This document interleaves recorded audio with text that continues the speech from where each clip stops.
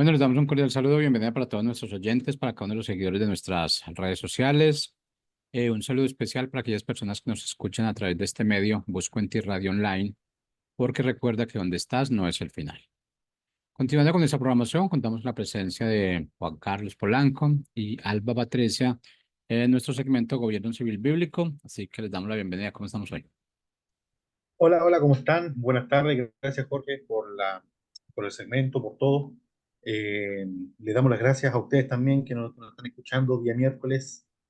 Eh, y vamos avanzando, digamos. Me gustaría hablar un poco sobre lo que está pasando en la contingencia antes de comenzar, cómo, podríamos decirlo, el paro de camioneros de cierta manera frenó lo que pasó aquí en el tema del aumento de los combustibles, que ya literalmente se estaba saliendo de control. Este individuo, este personaje, no sé qué tiene en mente, el señor presidente, no sé qué piensa en su cabeza, que de verdad cree o piensa que nosotros podemos pagar no sé cuánto impuesto, 100% impuesto. Bueno, eso es lo que ellos quieren. Lo que ellos quieren es que nosotros todo lo que tengamos bajo lo que produzcamos con nuestro esfuerzo se vaya en impuestos y ellos son los que quieren brindar toda la salud y todo eso de manera gratis, digamos. Pero gracias a Dios hemos tenido personas que han estado peleando por la verdad, han estado luchándola y cada vez más la impopularidad de este señor va creciendo, digamos. Una persona que ya está mostrando su verdadera careta, su verdadera cara, se sacó la máscara, ya se sabe que él no está conforme no es un aliado del pueblo, es un enemigo del pueblo. Colombia está saliendo adelante a pesar de él. Él está dando favoritismo de manera indirecta a los grupos terroristas. Ayer vi un video terrible de cómo mataban a dos soldados en Arauca, están completamente descontrolados en el tema de la guerrilla y todo eso. Entonces, este tipo de situaciones que hemos estado viviendo, digamos, esperemos que nos sirva como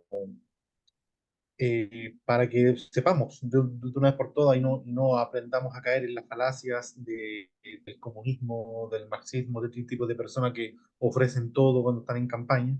Ayer también veía parte del debate entre Donald Trump y la nueva candidata presidencial, Kamala Harris, y literal, la Kamala Harris era populismo puro y duro, ofreciendo de todo. Ofrecía operación gratis a los niños trans, ofrecía esto, ofrecía un montón de cosas, a los inmigrantes les daba favoritismo, esto y esto y esto. Entonces, eh, no caigan en ese tipo de argumentos. Es bonito cuando te hablan, es bonito, es bien romántico, digamos, el dialecto con el que te habla, pero una vez que ya están en la realidad y los números no te calzan, la plata no te calza con los números que tú en tu cuento de fantasía has creado, ya el golpe es duro. Entonces, el colombiano tiene que, de una vez por todas, darse cuenta de que no todo le va a llegar gratis, hay un trabajo, hay un esfuerzo que uno tiene que cumplir, no todos los políticos que te ofrecen eso son personas que vayan a cumplirlo, no es mentira, los países no están en condiciones para cumplir todo lo que los políticos ofrecen, y lo más importante es que los políticos están para servir al pueblo, no están para que el pueblo les sirva a ellos, no están para hacer lo que ellos quieran. Entonces esperemos que eso sea justo lo que el colombiano vea para que no vuelva a votar por este tipo de personas, ¿cierto? Mientras haya una persona mintiéndole a los jóvenes, todos siempre van a tener un pequeño porcentaje. Hoy día Petro cuenta con un 20, no sé cuánto, 20, 25% de personas que todavía lo apoyan ciegamente.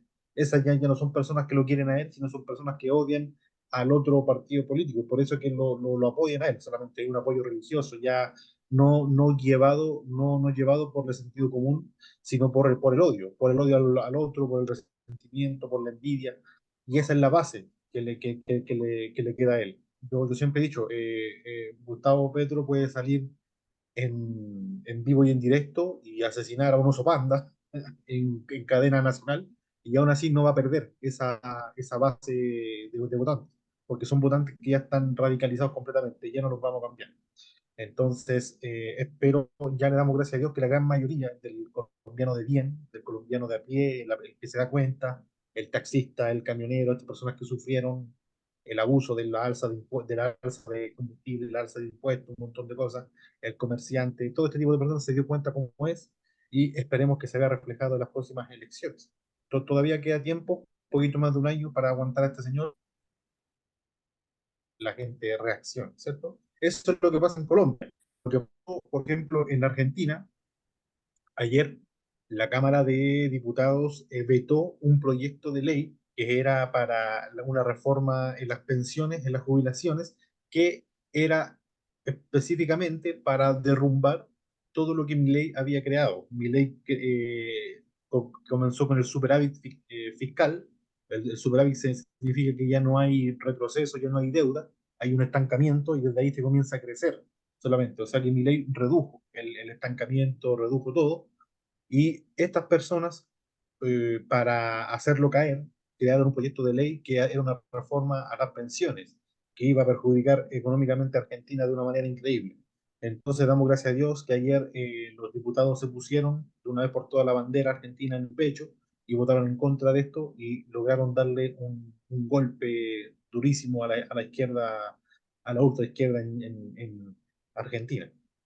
Entonces damos gracias a Dios por eso también. En Brasil los incendios siguen habiendo, se está quemando el Amazonas al igual que hace un año atrás, más o menos sí, hace 2 años atrás con Jair Bolsonaro, y la izquierda progresista ecologista muda. ¿Por qué? Porque el que gobierna en Brasil no es de derecha, es de izquierda. Entonces, si el incendio está siendo llevado por alguien de izquierda, no hay problema, se puede quemar lo que sea. Ahí el Greenpeace, los ecologistas, sí, la muchacha esta, la Greta, siguen calladitas, no dicen nada. ¿Por qué? Porque ahí ya vemos que hay intenciones políticas detrás de eso. Y por último, en el caso de Chile, hoy día se celebran 51 años del golpe de Estado en Chile, el día que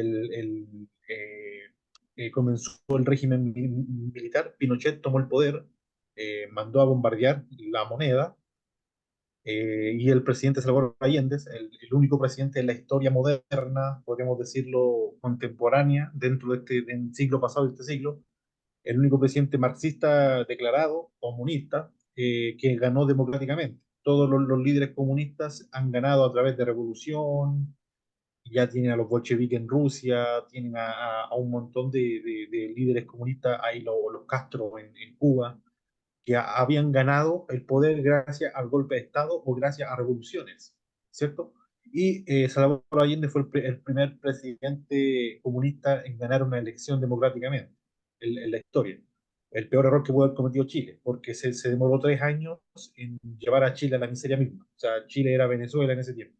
Entonces, con apoyo de la Fuerza Armada, con apoyo del Senado y con el 85% del apoyo del pueblo, le hicieron un golpe de Estado a Allende y Pinochet es declarado presidente hasta el año 91, cuando se hizo el plebiscito y salió, como entró, la gente votó por él para que saliera y salió nuevamente ya viendo el país solucionado y todo eso. Hubo dictadura, no lo voy a negar, si niego la dictadura en Chile también tendría que negar lo que está pasando en Venezuela, la violación de los derechos humanos y todo eso, porque hubo represión, hubo persecución, hubo muchos muertos, más de 14.000 muertos, entonces desapareció que hasta el día de hoy no se pueden encontrar, entonces es importante reconocer eso, pero Pinochet es una consecuencia, o es una causa. La causa es Allende. Eso fue lo que pasó. Pinochet es la consecuencia de lo que hizo unos años atrás el señor Salvador Allende. Así que eso es lo que está pasando un poquito en la contingencia. Siempre que se celebra este tipo de fechas en Chile, la izquierda más radical sale a tirar bombas molotov, sale ahí a destruir lo que más pueden. Cada vez son menos, gracias a Dios. Yo me acuerdo que cuando era niño, por ahí por el año 2000, el año 98, yo tenía 5 años, 6 años, y yo recordaba que esto todavía estaba como la herida abierta. Entonces, aún esta época, aún era, la gente salía en las calles y prendía fuego en las calles, barricadas, y había caos. Hace unos 5 o 6 años atrás ya la gente comenzó de a menos, menos, menos. Ahora son unos cuantos que salen, destruyen por un rato y se van a su casa. Entonces ya esperemos que de aquí a unos 10 años más ya sea todo parte de la historia, digamos. Entonces, orar por mi país, por Chile, porque estas fechas son bien delicadas, digamos, en el tema de las... Sé que también hoy se conmemora las Torres Gemelas, el atentado del 11 de septiembre, también una fecha importante a nivel mundial, pero en Chile se celebra, se recuerda este día, no tanto por las Torres Gemelas, sino por el golpe de Estado que se hizo en el 73. Así que ahí está un poquito de contexto, lo que está pasando en las naciones de nuestro continente. Y para avanzar, le damos la bienvenida a nuestra querida codirectora, a la señora Alba Patricia Cascua. ¿Cómo está? Cuaspa, perdón. No se escucha, está con el volumen bajo. Parece. No, no se escucha. Bueno, mientras soluciona la señora Alba, no, todavía no. Tengo audio. Ahí sí, ahí sí, ahí sí, ¿Ahí sí? ahí ¿Ya? sí. Ya. Eso, bueno. Buenas tardes, Juan Buenas. Carlos, don Jorge y todos nuestros oyentes. Qué bueno, estaba escuchando ahí tu reporte acerca de los últimos acontecimientos en nuestra Suramérica querida.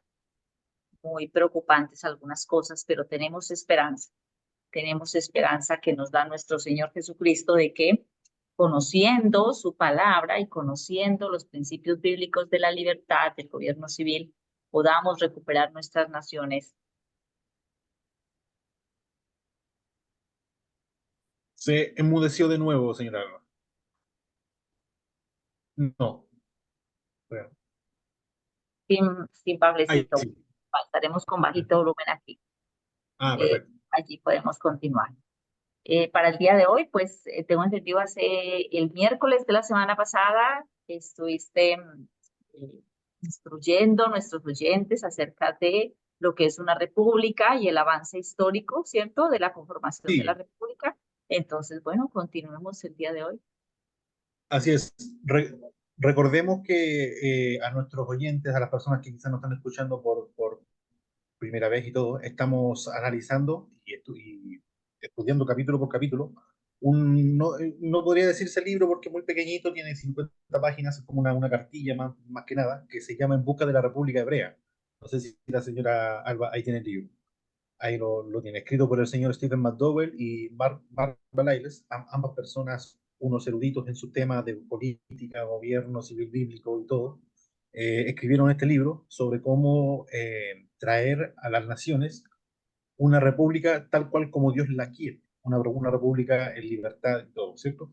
Entonces, hemos estado leyendo los primeros dos capítulos, que es una república, el pueblo clama por la libertad, pero no tenemos un concepto de libertad claro, de democracia, de república, lo que es claro, hoy en día cualquier cosa es llamada república, ¿cierto? República Democrática Popular de Corea del Norte, República de China, o sea, todo república, república, república, pero ya bien sabemos que hemos estado analizando durante estos capítulos que si la constitución y la ley no respeta, la república se convierte en un cascarón de huevo vacío, en un cascarón vacío. No hay, solamente es el nombrecito nomás, pero en cuanto a república no se mantiene nada, porque la ley se cambia como nosotros queramos. Entonces es más una democracia directa, podríamos decirlo, es más lo que la gente en su sabiduría se reúne y legisla como ellos quieran. Pero le llamamos república más que nada porque tenemos una constitución.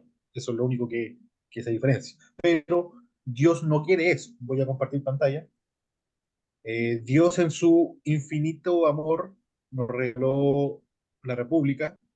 Hemos estado viendo, digamos,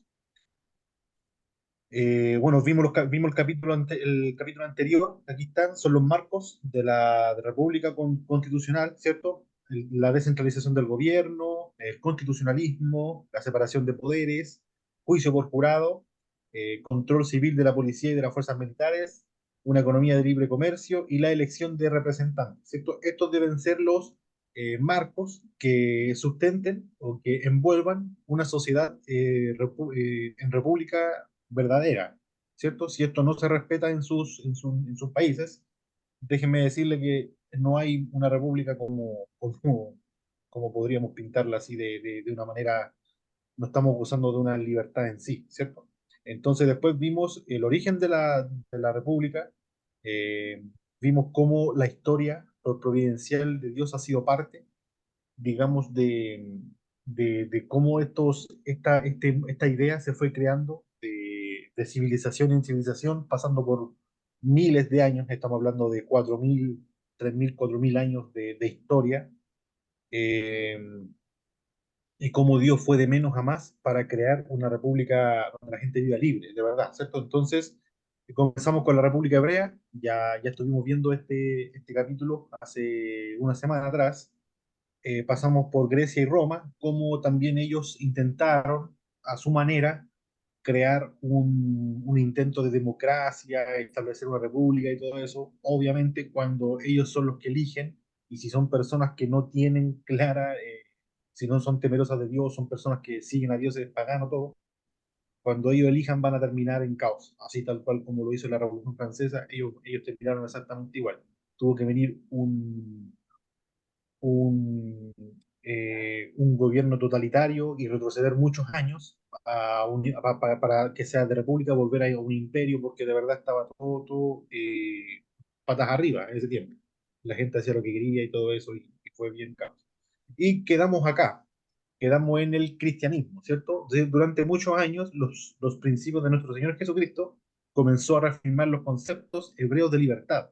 La Gran Comisión ayudó a expandir estas ideas por toda Europa.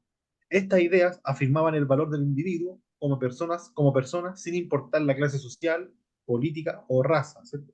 Jesús también enseñó que los gobernantes están para ser siervos y no que las personas les sirvan a ellos, ¿cierto? Entonces, fue el cristianismo, la idea de Jesús, aquellas que comenzaron a desafiar el poder hegemónico de aquel momento, ¿cierto? Fueron aquellas las que comenzaron a desafiar cara a cara.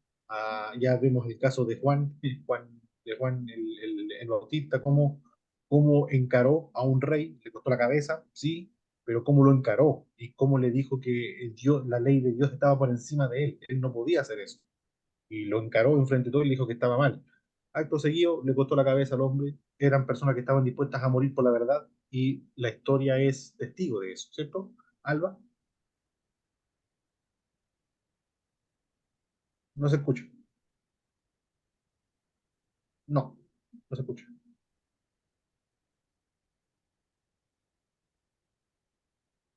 ¿Tendrá un cablecito roto o algo? No, por un momento se escuchó y después se desconectó de nuevo. Ahora me escuchas. Ahora sí, ahora sí. Ok, bueno, sí, quería comentar que esta idea principal, la que hizo que tantos intentos que tuvo Grecia, Roma, otras civilizaciones por establecer democracias o repúblicas, no funcionaron realmente porque ellos no tenían la idea correcta del hombre. Y es fundamental Claro. para establecer la ley de Dios que el hombre tenga la idea correcta del hombre y de su papel en la humanidad. Esta idea de que los individuos son todos iguales, que no hay diferencia de las personas, era algo que no existía. En Grecia y en Roma ellos tenían la concepción de que habían hombres superiores y hombres que habían nacido para servir y para quedarse Exactamente. allí, que eran inferiores en su naturaleza. Entonces, y esto hace imposible que se establezcan gobiernos de libertad. Ese fue el aporte del cristianismo, realmente fue fundamental para poder extender todos estos conceptos a través del mundo y poder traer gobiernos diferentes. Así es importante porque antes de, bueno, la República Hebrea, los tiempos de los jueces, los tiempos cuando Dios enseñoreó, digamos, al pueblo de Israel, podríamos decir que fue lo más cercano a una república, ¿cierto? La gente tenía la ley, Deuteronomio, y dentro de esa ley, como ya hemos visto acá, los individuos eran iguales, o sea, Dios no diferenciaba entre extranjero, esclavo. De hecho, cuando se habla de servidumbre en la Biblia, de esclavitud, se habla de personas que se entregaban a servidumbre por deudas, o eran personas extranjeras que no estaban bajo la cobertura de ni un clan, de ni una familia, digamos, y se metían para servirle a estas familias, para ser parte de la familia en sí. E incluso muchas personas eran tan bien tratadas que querían ser parte de la tercera, que ellos consideraban un honor, podríamos decirle, servirle a su señor, y se les marcaba con un arete en su oído, que eran ya como parte de la familia en sí. Entonces, la Biblia fue bien clara, específica, que solamente los esclavos que eran conquistados en batalla, cosas así, como que tenían el derecho, el conquistado tenía sobre el conquistador. John Locke también habla mucho de eso en su capítulo sobre la conquista. Pero la esclavitud, nosotros los hebreos no podían tener esclavos, no tenían que dejarlos libres, tenían que pagarles, eran personas, o sea, Dios respetaba eso. A la persona que venía de otro país, el hebreo tenía que acogerlo en su hogar, tenía que darle alimento, darle techo, darle todo. O sea, la ley estaba hecha para eso, para que el hombre supiera desde uno que no importa la clase social, la raza, la etnia, el color, nada, eran todos iguales, ¿cierto? Algo que las demás naciones no tenían. Si nosotros dejamos a la India se maneja exclusivamente por castas, hasta el día de hoy, son castas. Entonces hay gente que nace rica y muere rica, no importa que sea un perezoso, un flojo que nunca ha trabajado en su vida, va a morir siendo rico. ¿Por qué? Porque es de casta rica. Y hay gente que es pobre, muy inteligente y todo, pero por ser pobre están condenados a ser pobres. Yo tengo una cuñada que estuvo allá y me dice que es bien fuerte el contraste, porque ni siquiera, no es como en el caso de Brasil, ¿cierto? Que está Río de Janeiro y está toda la parte de los ricos, y después siguen todas las favelas a un lado. Aquí no. Aquí ella salía de un hotel, ella, gracias a Dios, su esposo tiene buena situación, todo, entonces se hospedaban en hoteles de lujo, todo. Entonces ella salía del hotel de lujo y era ver la pobreza extrema, o sea, está muy separado, digamos, la clase social, pero mezclada ahí mismo. Entonces, los que son de casta ricachona, digamos, están ahí mezclados entre medio de los pobres, pero son separados porque son vistos como diferentes personas. Lo mismo pasaba con los romanos de la época, con los griegos, ¿cierto? Ellos tenían derecho por sobre los prisioneros, los esclavizaban, los trataban mal, solamente por el hecho de ser mujeres, no sé, rubios o despelucados, algo así, como gente despeinada, eran considerados salvajes, bárbaros. Ellos fueron los que implementaron esos términos, ¿cierto? Entonces, la idea cristiana, como le dijo, junto la Biblia, a través del Levítico, del Deuteronomio, aplicaba una ley igual para todos los individuos, y después nuestro Señor Jesucristo vino a reafirmar esa idea de que somos todos iguales ante la ley y ante Dios, ¿cierto? Y que los políticos deben estar para servir al pueblo, no para servirse del pueblo. Entonces es importante eso. Y después de esto, obviamente después vemos cómo se creó la iglesia católica, todo, y terminó también en una tiranía terrible lo que es el catolicismo en aquella época. Pero pasando a otro eslabón de la libertad, que sería Bretaña, ¿cierto? Aquí yo puse las cualidades geográficas de las Islas Británicas, hizo que la Iglesia romana no tuviera mucha participación en este lugar. Para el papado, para la Iglesia Católica Romana, siempre fue bien difícil enviar gente a las Islas Británicas por el tema de la geografía que había. Y Gran Bretaña es una isla que está apartada. Entonces, esto, de manera, si nosotros lo vemos con la óptica de Dios, provisionalmente sirvió para que los pueblos de este lugar, estamos hablando de estos reinos pequeños, Wessex, Essex, habían varios reinos que eran pequeños, cada uno tenía su rey pequeñito. Como digo, estaba Wessex, que era uno de los más importantes, estaba Northumbria, que era otro también que era importante, Essex, que era otro, habían varios. Eh, no se vieran muy afectados por la influencia del Papa. Sí tenían mucha influencia de la iglesia, claro, pero al estar aparte, digamos, no estaban tan atados, o no tenían mucha supervisión de la iglesia en aquella época. Esto hizo que las personas que fueran a evangelizar allá, como Pa- Patricio, San Patricio,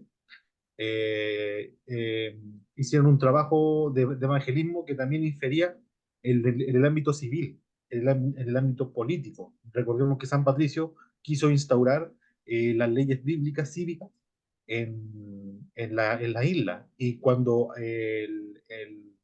Alfredo el Grande, aquí dice, con la llegada del rey Alfredo, Alfredo el Grande, también le decían el azote de los vikingos, porque fue el rey que desterró a los vikingos de Inglaterra, y la posterior unificación de los reinos también fue el que unificó todos estos reinos y creó la Inglaterra.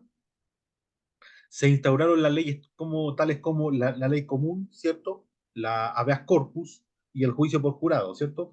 Aquí usted, señor Alba, me podría iluminar un poco acerca de estas tres leyes. Y yo tengo entendido que la habeas corpus es esta salvaguarda que nosotros tenemos en caso de que nos atrapen sin justificación, ¿cierto?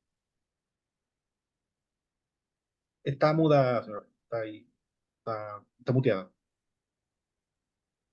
Ahí Sí, sí. o sin pruebas, ¿no? Entonces se puede O sin reclamar el pruebas. habeas corpus para que la persona tenga la oportunidad de defenderse. Y el juicio por jurado, que lo habíamos visto en las características de la República Cristiana, que una persona no puede ser condenada si no hay testigos, según la Biblia, y en este caso sería un jurado de personas idóneas, iguales, similares al condenado, de la región donde es esa persona, que son las que determinan, de acuerdo a las pruebas que se presentan, su culpabilidad o su inocencia.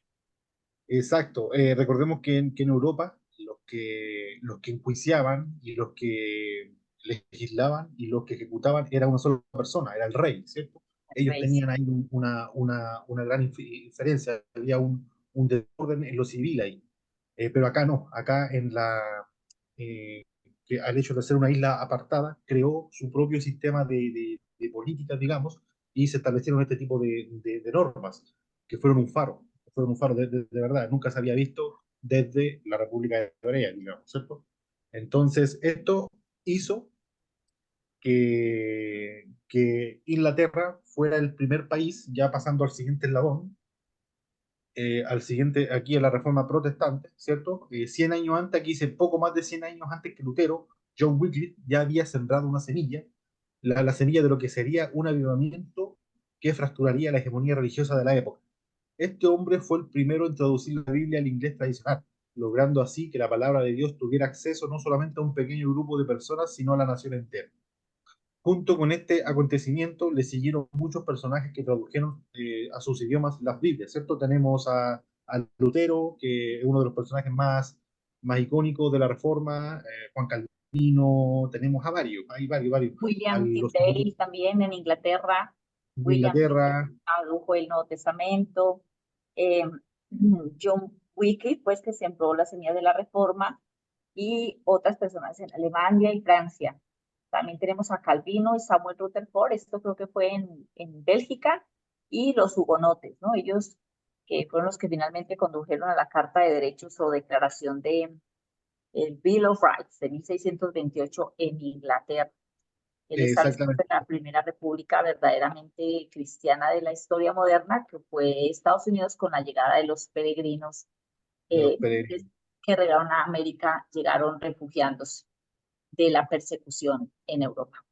Exactamente, también no podemos olvidarnos del señor, del señor Cipriano de Valera y Caso de Reina, que también fueron personas que tradujeron al español la Biblia Reina Valera, es por estas dos personas, ¿cierto? Cipriano de Valera, si no me equivoco, fue el que tradujo la Biblia y se llamó la Biblia del Oso, hasta que el señor Casidro de Reina La publicó. la, la- claro, la revisó y la publicó de nuevo, y se convirtió en la Biblia Reina Valera. Entonces, es importante lo que estas personas hicieron porque cambiaron, como aquí dice, fracturaron completamente la hegemonía religiosa que había en la época. Estas personas fueron perseguidas, muchas fueron asesinadas, fueron enjuiciadas, tuvieron que huir de sus países. ¿Por qué? Porque estaban causándole una incomodidad terrible al poder político y déspota que había en aquella época, ¿cierto? Entonces, un grupo de personas tuvo que huir, digamos, por esta persecución que hubo. Estas personas fueron llamadas los puritanos, recordemos que la palabra puritano fue hecha de manera despectiva, parece, hacia estas personas. Sí, es como el equivalente a que a nosotros nos digan los aleluyos. Ah, aquí vienen los aleluyos. En Chile son los canutos. Ahí vienen los evangélicos, estos canutos. Entonces, a ellos les decían así, los puritanos, porque, claro, porque ellos eran los puros. Entonces le decían de esa manera, así, de una manera despectiva, digamos. Entonces había muchos, eran muchos grupos se fueron, pero entre medio los puritanos se fueron a América para establecer una comunidad allá. Iban a llegar a, si no me equivoco, a Virginia, pero por los climas, Massachusetts. a Massachusetts, pero por los vientos llegaron un poquito más al norte y se toparon con todo el invierno crudo que había en el invierno en aquel momento. Fue bien duro para ellos, ¿cierto? Entonces Sí, ya, iban a llegar a Virginia, pero llegaron a Massachusetts. exactamente, iban a llegar a Virginia, a una comunidad que habían instaurado unos puritanos como 8 o 9 años antes, que estaban ahí, que ya estaban instaurados, digamos. Y los vientos todos hicieron que llegaran un poco más al norte y ahí se instauraron en lo que es hoy día Massachusetts. Entonces, en el siguiente eslabón, ya llegando a los Estados Unidos,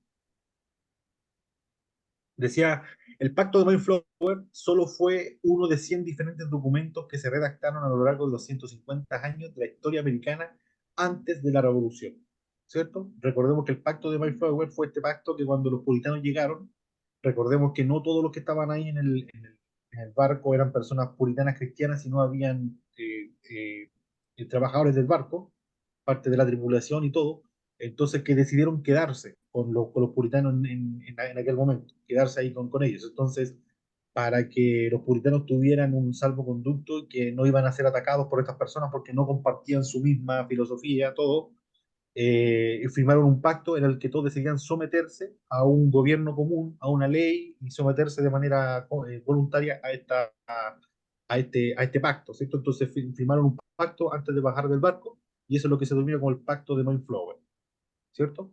Entonces cada uno de estos pactos manifestaba una idea común, establecer en estas tierras un gobierno de libertad en la que los individuos sean iguales ante la ley, ya que así lo establecía Dios, ¿cierto? Y si nosotros vemos desde el pacto de Mayflower, los corresponsales que se mandaban, los próceres, estamos hablando de Thomas Jefferson, George Washington, hay un montón de personas que llegaron también, las personas los próximos que llegaron a fundar nuevos estados, nuevas ciudades, ¿cierto? Tenemos muchos pastores puritanos protestantes que después llegaron y se esparcieron por todo Estados Unidos y crearon muchas ciudades, muchas comunidades. Todas estas personas tenían un pensar en común que era crear un gobierno aparte, crear una sociedad aparte en la que Dios le había traído en esa tierra para ejercer su libertad. Entonces es importante esto. Entonces dice aquí, dice, la Declaración de Independencia de los Estados Unidos se convirtió en el documento más importante de la época, marcando así un antes y un después en los sistemas políticos del mundo entero. Recordemos que ¿cómo se llama? La Declaración de Independencia de los Estados Unidos, esto ya establecía una república más, digamos, lo más cercanos a Dios desde la República Hebrea, ¿cierto? Desde el antiguo Israel, la Declaración de Independencia de los Estados Unidos fue un antes y un después, y fue un faro, digamos, un faro de luz, un faro de inspiración no solamente para el continente entero, sino para también Europa, el antiguo continente, partes de Asia, partes de África, partes de Eurasia, en donde uno podía ver, querían copiar este sistema porque estaba funcionando, ¿cierto? Pudieron ver que durante los primeros 100 años, desde la fundación de los Estados Unidos hasta la época, sí, hubo esclavitud, hubo guerra civil, pero Estados Unidos tuvo una guerra civil, comparémosla con Colombia, que ha tenido como 40, 30. O sea, ha sido terrible. Los que no sepan la historia de Colombia, solamente vean lo que fue la Patria Boba. Y ahí se van a dar cuenta los montones de guerras civiles que hubo en Colombia. No supieron qué hacer. Entonces, Estados Unidos es un claro ejemplo de una sociedad que no es perfecta, pero reconocieron que Dios era aquel que le daba la ley civil al hombre, la decidieron obedecer, la decidieron aplicar, y se convirtió en un faro de libertad, a tal punto de que hasta el día de hoy, pese a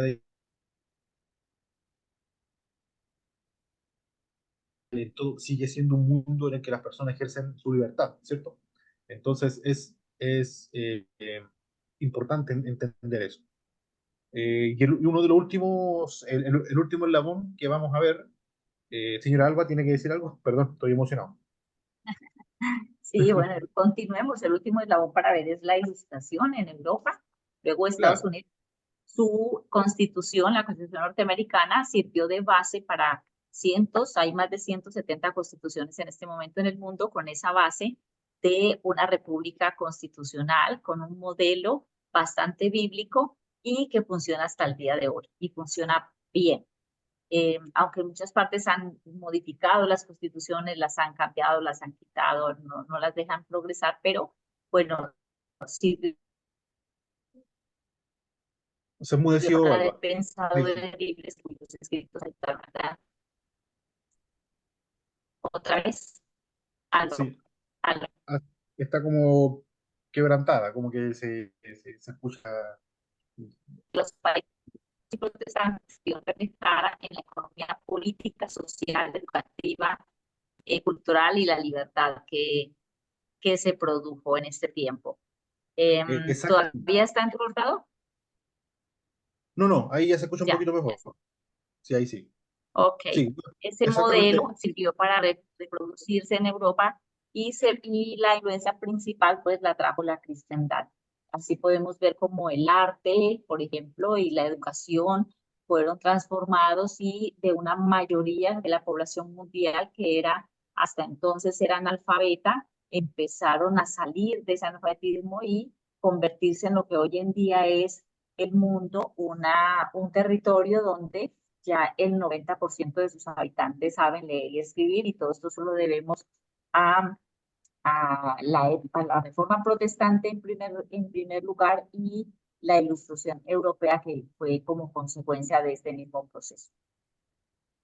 Así es importante porque justo con esta explosión de libertad que hubo después de la reforma, este empoderamiento que hubo por parte de las personas que de verdad estudiaron la Biblia y todo, hubo muchos pensadores importantes, ¿cierto? Entre ellos tienen a John Locke. No sé si usted tiene la lista ahí, señora Alba. Sí, señor, entre esos tenemos al señor John Locke, bueno, ya habíamos hablado de Juan Calvino, su documento que se llama La institución de la religión cristiana, luego tenemos el, La defensa de la libertad contra la tiranía, escrito por Philippe de Plessis-Moyat. Los escritos de Locke ayudaron a resistir la tiranía y las obras del escocés Samuel Rutherford fueron muy importantes con La ley del príncipe. Otras, El derecho a la guerra y a la paz de Hugo Grotius, que también hoy en día es muy estudiado por sus conceptos claros de libertad. La naturaleza de las naciones de Samuel Pufendorf de Alemania, El espíritu de las leyes del barón de Montesquieu, que también todavía hoy es un documento vigente, bastante actualizado a pesar del tiempo. Y algunos seculares, ¿no? Algunos no cristianos como Rousseau y Voltaire también fueron influencias, especialmente en Francia, para esta época. También Sí, ya tenemos un sabemos. filósofo francés llamado Alexander de Tocqueville, que ofreció respuestas hace unos 150 años que coincidieron con las declaraciones de los padres fundadores de Estados Unidos, donde se preservó, que ayudan a preservar la libertad y a enseñar a las personas cómo conservarla.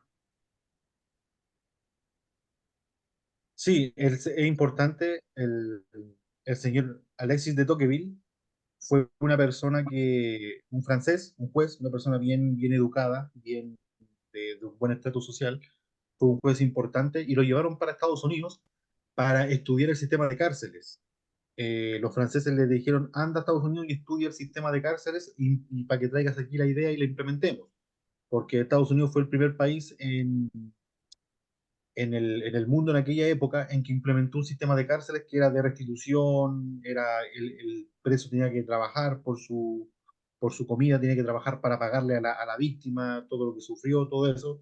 Entonces fue un sistema que estaba funcionando muy bien en los Estados Unidos.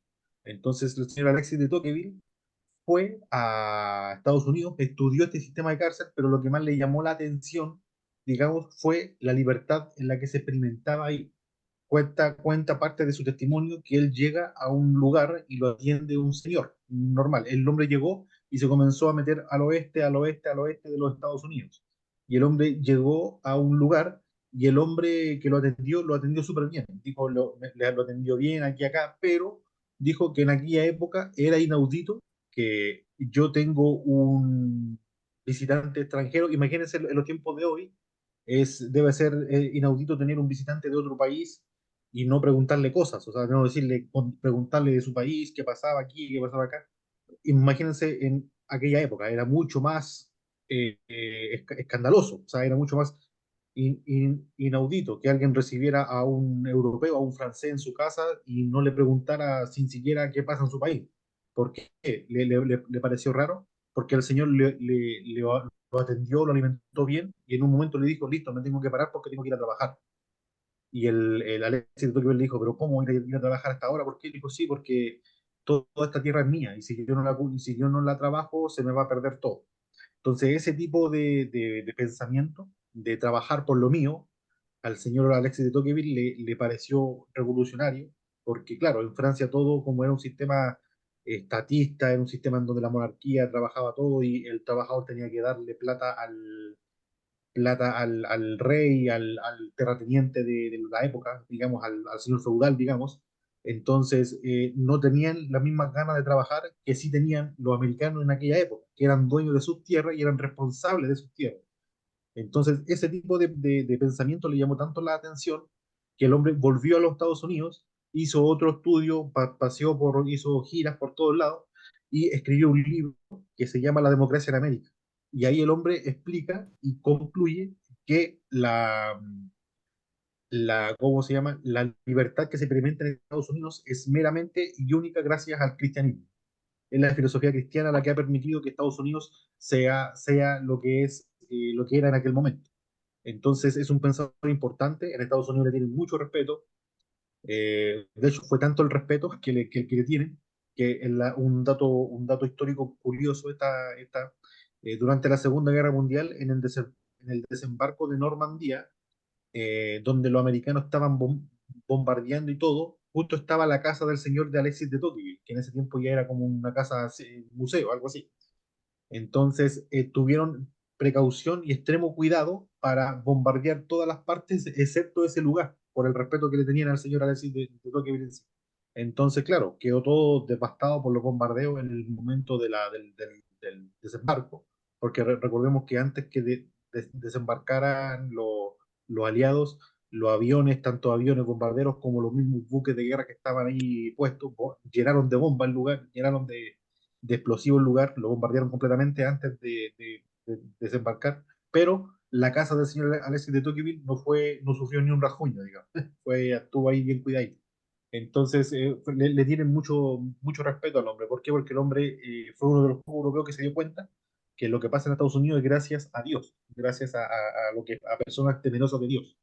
Entonces, este tipo de pensadores, estamos hablando de John Locke, estamos hablando de Calvino, estamos hablando de un montón ahí de pensadores, sus escritos ayudaron a reformar sus países.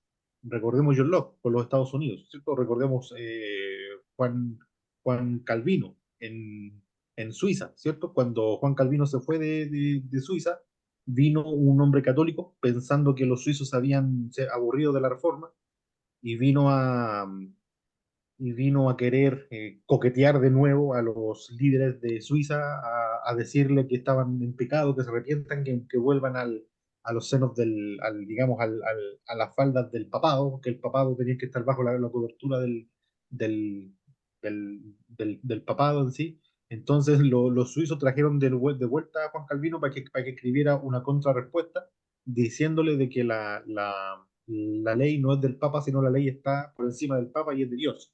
Entonces, son escritos que ayudaron, pensadores que ayudaron a darle libertad a los países. Si quieren saber más acerca de cómo los países de la Reforma se llevaron por encima a los países católicos de aquella época, vean un video del señor César Vidal que se llama La libertad y la Reforma y la libertad.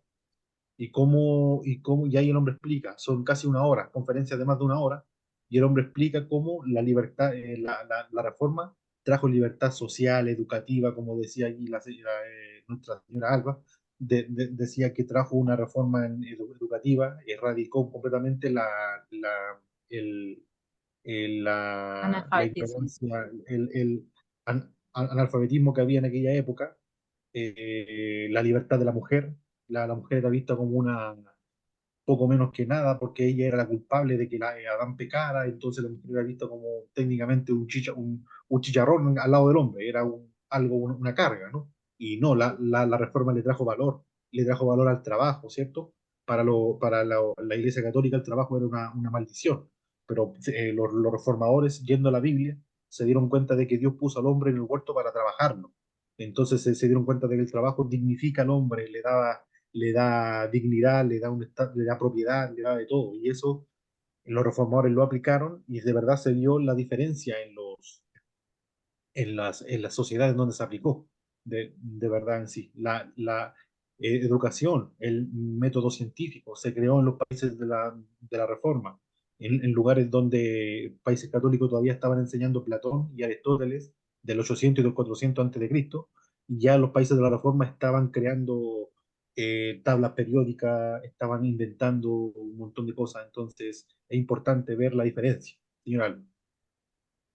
Es bueno anotar que la gran mayoría de los premios Nobel serios, ¿no? Los premios Nobel que son producto Sí, del estudio y del trabajo, pertenecen a judíos, a todo lo que son judeocristianos, principalmente a los cristianos, y los más grandes aportes a la tecnología, a la ciencia, a la exactamente. industrialización, a la agricultura, a la Medicina. fabricación de herramientas, incluso el mejor arte que fue el arte barroco y el arte de la época de la Ilustración y el arte, bueno, de finales de la Edad Oscura, fue debido a la cristiandad. Fue la cristiandad Exactamente. la que trajo toda esta revolución industrial y este progreso para el hombre, los estudios de la astronomía, tenemos que decirlo con cuidado, no la astrología, sino la Sí. astronomía, la ciencia, la botánica, el desarrollo de alimentos, de cultivos, de formas de producir la tierra, de herramientas, todo esto es debido el auge que trajo la cristiandad y la libertad de pensamiento y la influencia de la dependencia divina que hace que el Espíritu Santo traiga revelación al hombre y el hombre pueda prosperar para traer bienestar al mismo ser humano. Eso es parte de Así los es. grandes aportes que la cristiandad trajo. Bueno, yo voy a despedirme ya porque creo que se nos acabó también el Sí, tiempo se nos acabó el tiempo. y se nos fue el tiempo hoy. Muy buena tu presentación, Juan Carlos, muchas gracias. Gracias a todos y bendiciones. Nos vemos, si Dios lo permite, la próxima semana. Bendiciones. Espero que estén bien.